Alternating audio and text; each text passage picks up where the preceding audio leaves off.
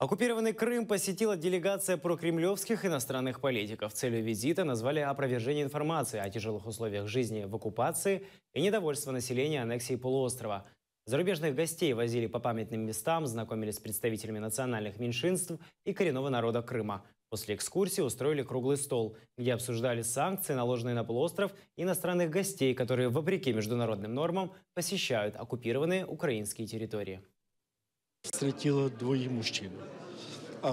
Задаю тоже вопрос, а как татарин? Они говорят, а я татарин, а это русский, а мы самые хорошие друзья. И никакие вот такие вот запреты, придуманные, выдуманные там, или какие-то такие вот пугалки, понимаете, вот, они еще больше раздражают, еще больше,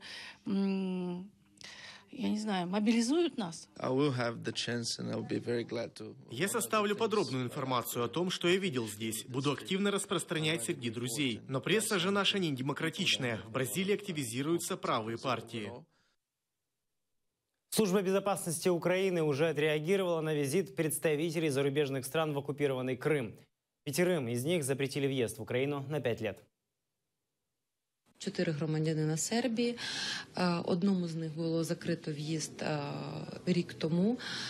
3 громадянам Сербії закрито в'їзд в Україну сьогодні. І ще 1 громадянин Чехії, якому також прийнято рішення заборонити в'їзд в Україну.